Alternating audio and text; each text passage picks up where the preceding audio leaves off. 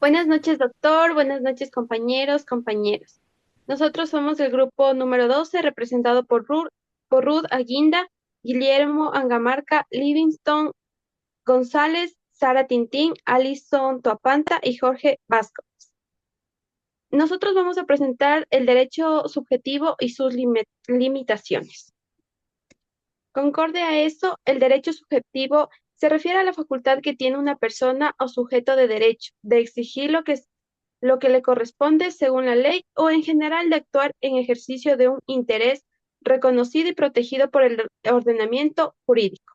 Este derecho le otorga a la persona el poder de demandar algo que es legítimamente suyo, ya sea en un beneficio, una prestación o la protección de su posición jurídica.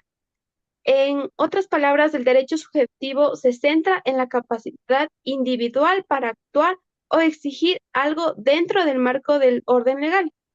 El concepto de subjetivo hace referencia a lo que este derecho es propio de un sujeto en particular, quien tiene la facultad de invocar la ley a su favor.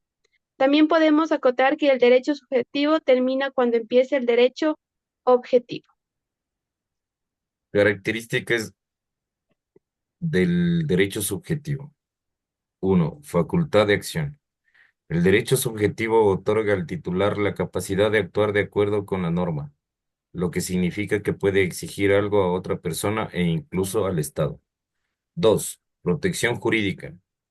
Los derechos subjetivos están protegidos por el ordenamiento jurídico, lo que implica que la persona que tiene el derecho subjetivo puede acudir a la justicia para hacer valer su derecho si alguien lo infringe. 3. Vinculación con el interés legítimo. El derecho subjetivo está vinculado con la satisfacción de un interés reconocido por la ley como legítimo. Este interés puede ser de diverso tipo, personal, patrimonial, etc. 4. Exigibilidad.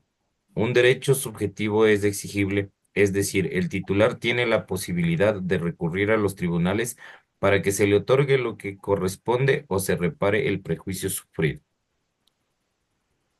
Buenas noches. Tipo de derechos subjetivos. Derechos reales.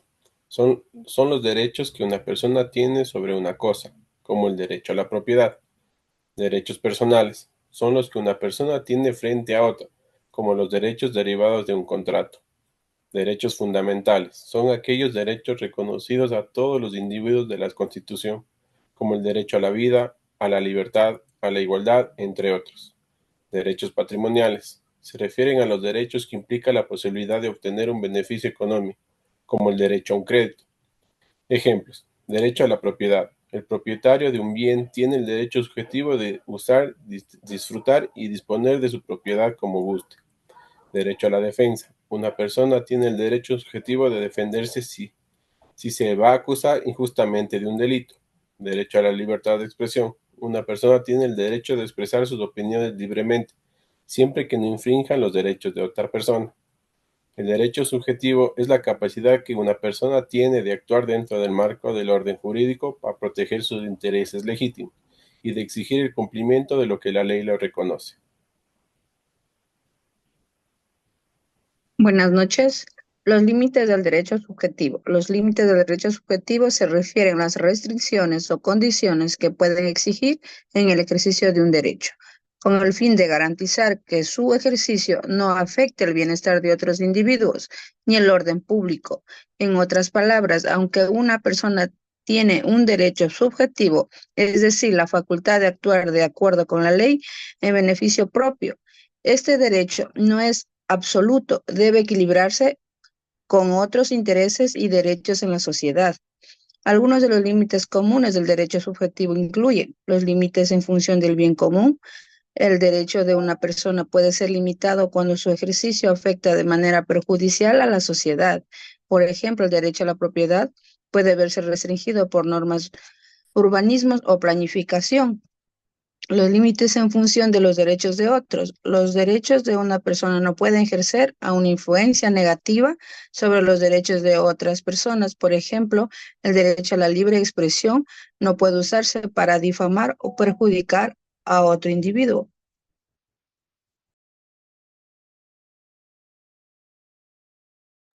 Límites en función del orden público. En situaciones en las que el ejercicio de un derecho puede perturbar el orden público a la seguridad colectiva, puede ser necesario imponer restricciones. Esto se puede observar en el caso de manifestaciones, donde el derecho a la libertad, a la libre reunión puede ser limitado si representa una amenaza por el orden público. Límites relacionados con la moral y el derecho de los demás. El ejercicio de un derecho también puede ser condicionado por la moral social y los principios éticos, limitado su enlace si se considera que afecta negativamente a la moral colectiva o a las normas funcionales de convivencia. Límites de proporcionalidad. A veces el ejercicio de un derecho puede ser restringido por las necesidades de equilibrar ejercicios de otros derechos, buscando un justo medio y evaluando los intereses involucrados. Este principio se denomina proporcionalidad. Aunque el derecho subjetivo otorga una facultad individual, este derecho debe ejercerse dentro de un marco que represente el equilibrio con los derechos de los demás, el orden público, moral y los principios fundamentales de la convivencia. Bueno, en este caso, clasificación del derecho subjetivo tenemos, según la persona afectada por el derecho, puede distinguirse entre derecho subjetivo a la conducta propia, cuando el derecho permite a una persona hacer u omitir acciones, por ejemplo, el derecho al libre tránsito. Derecho subjetivo a la conducta ajena, cuando el derecho permite exigir de otra persona una conducta positiva, hacer algo, o pasiva, dejar de hacer algo. Por ejemplo, derecho a no ser agredido por terceros. Según la naturaleza de su efecto, puede distinguirse entre derecho subjetivo relativo, cuando se hace valer un derecho frente a otra persona específica, como por ejemplo el derecho a adquirir la patria potestad sobre un hijo. Derecho subjetivo absoluto, cuando se hace valer un derecho ante el conjunto de la sociedad, por ejemplo, el derecho de la propiedad sobre un inmueble. Según el tipo de régimen jurídico, puede distinguirse entre derecho subjetivo público. Es cuando se trata de facultades que se hacen valer frente al Estado y representan los límites que éste impone a sí mismo, como por ejemplo el derecho al debido proceso de ser detenido por la policía. Derecho subjetivo privado es cuando se trata de facultades que se hacen valer frente a terceros o particulares o frente al Estado, actuando no como ente soberano, sino como un actor jurídico más, como por ejemplo el derecho a exigir el justo cumplimiento de un contrato. En conclusión, el derecho subjetivo se basa en un conjunto de principios fundamentales, como la dignidad humana, la autonomía individual, la voluntad personal, las normas jurídicas, el contrato social y los derechos humanos. Es una manifestación de la libertad y los intereses legítimos de los individuos, protegidos y regulados por el ordenamiento jurídico de cada sociedad. Continuando con lo que nos acota, la pregunta aquí del debate es, ¿qué entendemos por limitaciones de derecho subjetivo? Acatando toda la introducción que nuestros compañeros nos dio, yo creo que es fundamental entender que los derechos subjetivos no son absolutos. Y creo que primero la protección de los derechos de otros es una razón esencial para limitar los derechos. En segundo, creo que el interés público es otro factor relevante y creo que las restricciones deben ser proporcionales. Al objetivo, a todo esto se busca lograr que las limitaciones al derecho subjetivo sí son necesarias para asegurar la convivencia pacífica, la protección de los derechos de todos los individuos y el respeto al orden público, digámoslo así. Pero acatando a todo esto, el derecho no solo protege las libertades individuales, sino también busca equilibrarlas para evitar conflictos y abusos. Yo creo que por ello el marco normativo establece límites razonables y proporcionales para evitar que el ejercicio de un derecho subjetivo vulnere los derechos de otros o que afecten al orden público. Esa es mi opinión. No sé, alguien tal vez. También el derecho subjetivo son las restricciones que se le impone a las facultades, libertades. También el derecho subjetivo se basa en normas jurídicas y razones admisibles del derecho. También yo podría decir que todos los límites que podemos tener son el interés general o el bien común. Por ejemplo, el derecho de la propiedad puede ser limitado por normas que establece un ente gubernamental. También podemos decir que los límites por los derechos de los demás siempre van a van a terminar donde comienza el otro. Por ejemplo, el derecho a la libertad de expresión tiene que serlo siempre sin dañar a una tercera persona. Entonces podemos decir que siempre vamos a tener estos limitantes, no solo por tener nuestros derechos, sino porque las otras personas también los tienen. O sea, cada persona tiene sus derechos cuando terminan los de las otras personas.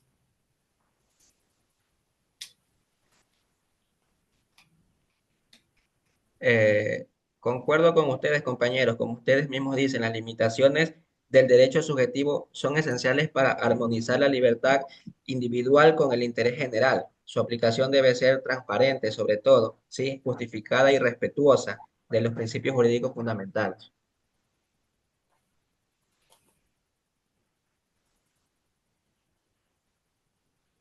Sí, yo creo que no solo es la armonización, yo creo que también son muy fundamentales para garantizar la autonomía y la dignidad de las personas. Es como que innegable que su ejercicio no pueda ser absoluto. Sí, yo también concuerdo, o sea, como les digo, siempre tenemos que respetar los límites de cada derecho, o sea, no porque tenemos nosotros derechos vamos a hacer todo hacia que otra persona no le convenga, entonces por eso son las limitaciones que obtenemos por el derecho de subjetividad.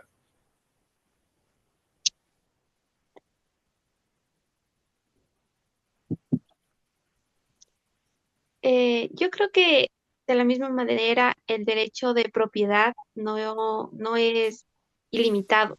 Yo creo que pongámonos ya en la parte como que del Estado. El Estado puede imponer restricciones en función del interés social, como ocurre en la expropiación por causa de alguna, yo qué sé, alguna utilidad pública. Eso es lo que yo pienso, ¿no? Sí, sí, o sea, eso es lo que decíamos en el contexto de que siempre va a haber unas limitantes por lo que el orden gubernamental ponga.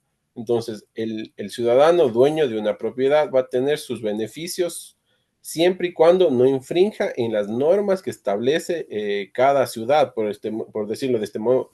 Entonces, si por ejemplo aquí en mi ciudad, en Cuenca, todo el centro patrimonial es un casco patrimonial cultural, donde los dueños de las propiedades no pueden afectar su fachada como tal. Si bien ellos son los dueños, ellos podrían hacer las mejoras o arreglar como ellos gusten, pero no es el caso porque están dentro de una ciudad patrimonial, donde esto rige el municipio, donde ellos no pueden coger y hacer un cambio abrupto como ellos decidan, sino tienen que regirse a todo lo que está establecido en la constitución de nuestra ciudad. Entonces ellos, por más dueños que sean, no pueden venir y decir, saben que yo mañana tumbo esta casa porque es mía y voy a hacerla a mi gusto, sino tienen que respetar lo que está en las leyes de cada ciudad, en este caso. Lo mismo pasa aquí en Quito, concuerdo con lo que dice Damián. Lo mismo pasa aquí en Quito en el casco colonial. Ningún propietario o copropietario de un terreno sería terreno, lote o bien inmueble que se encuentra en el casco colonial, pues no puede hacerlo o refaccionarlo a su antojo, sino tiene que seguir directrices de lo que indica cada uno de los municipios, en este caso, como nos explicó Damián, tomando en cuenta que debe ser con la misma materia prima que fue construida. Eso sí es algo fundamental en todo lo que son bienes y el casco colonial, ¿no? Sí, por eso podemos decir que ahí comienzan los derechos de otras personas. Así sea bien mío, pero comienza el derecho ahora sí, no, no siquiera a otra persona, sino ahorita sería a una ciudad. Claro, más que todo cuando existe lo que es una compensación, pues no. Por ejemplo, el derecho subjetivo también puede terminar cuando se produce una compensación, es decir, cuando se extingue una obligación por la existencia de otra obligación, al igual valor, sentido de lo contrario.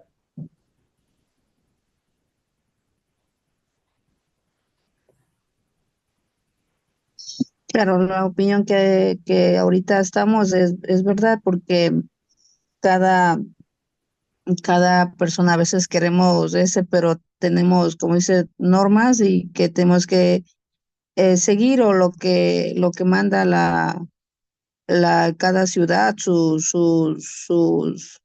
¿cómo sería? Sus leyes, lo que argumentan hacer en cada municipio, lo que sea. Entonces, bueno, aquí no ha habido eso en mi ciudad, pero sí, lo que es cultural, costumbres, sí, aquí lo hacen, a lo menos aquí. En las comunidades hacemos lo que es la Guaysupina, que es también, o sea, no lo hacen lo que vive en la ciudad, sino nuestra cultura y nuestras comunidades.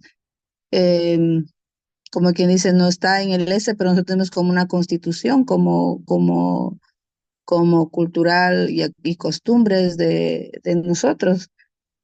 Y eso también va como persona, ¿cómo decir? Em, a veces no queremos, al menos yo soy de una comunidad, no queremos hacerlo, pero nos obligan, o sea, tenemos como una personalidad jurídica en cada comunidad. Eso me da a entender lo que es el, el tema que estamos tratando ahorita sobre lo que es el derecho del, ya se me fue el nombre, su objetivo que también quiero decirle a sus compañeros también, que no, que no podemos, o sea, decir que sí, no, y es que a veces toca. Esa es mi opinión. Claro, compañero, así como para todo debemos acatar los derechos, ¿no? Como por ejemplo aquí, igual hubo un caso, entonces cada quien quería hacer lo que se le venga más en conveniencia, pero nadie tuvo en cuenta que tenemos derechos y ya se pusieron a hablar de eso, entonces como que se molesta un poco a la gente y tenemos que poner también en parte eso, aprender a respetar los derechos.